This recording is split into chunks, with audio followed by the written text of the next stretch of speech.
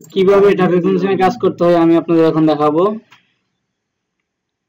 প্রথমে আপনাকে দেখতে হবে আপনার অ্যাকাউন্টে ভেরিফাই আছে কিনা। অ্যাপ্রুভ, আমারটা অ্যাপ্রুভ করা হয়ে গেছে, সো আমারটা আর কিছু করতে হবে না। আপনার আনভেরিফাইড যেহেতু, তো ওখানে ক্লিক করেন।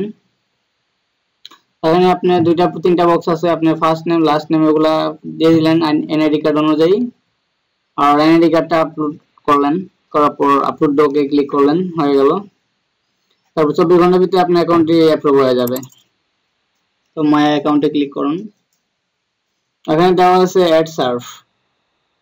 অ্যাড সার্ভের কাজ হলো কি, আপনি যদি রেফারেল থাকে তো রেফারেলে আর্নিং গুলো পাওয়ার জন্য এখানে 10টা অ্যাড সার্ভ করতে হয়। এটা যদি না করেন আপনার অ্যাড সার্ভ হবে না।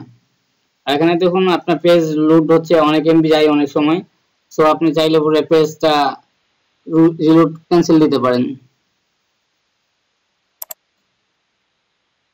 তারপর একই রকম দুইটা পিকচার থাকবে, যে কোনো একটাতে ক্লিক করলে পরে আপনার অ্যাড সার্ভ হয়ে যাবে।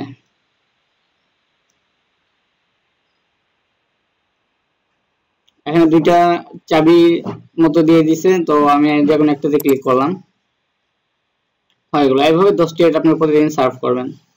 Back to account.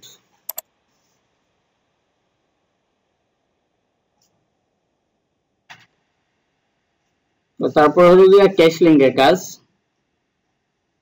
Cash link হলো কি আপনার আর্নিং মূলত।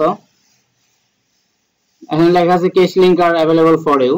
এটা থাকলে পরে তো আপনার জন্য ক্যাশ লিঙ্ক কিছু আছে, যেটা সার্ভ করলে পরে আপনি ডলার পাবেন। এখানে কয়েক ধরনের অ্যাড সার্ভ থাকে, যেগুলো আপনি 1 সেন্ট থাকে, 2 সেন্ট থাকে, আবার অনেক সময় কমও থাকে।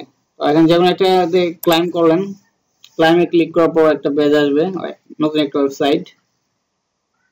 এখানে 30 সেকেন্ড ওয়েট করার পর আপনি ক্যাপচারটাতে পূরণ করে ক্রেডিট ক্লিক করবেন।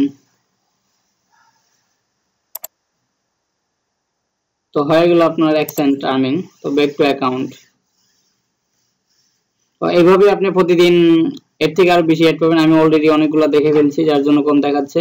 এইভাবে প্রতিদিন আপনি আর্নিং করতে পারেন। মাই অ্যাকাউন্টে চলে গেলাম। কিভাবে ক্যাশ আউট করবেন, উইথড্রতে ক্লিক করলেন।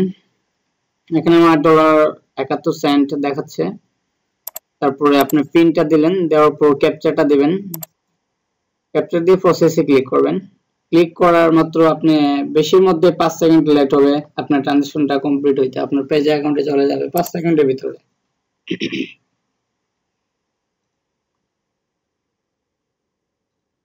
তো এইভাবেই ট্রাফিক ম্যানেজমেন্টের মূলত কাজ হয়।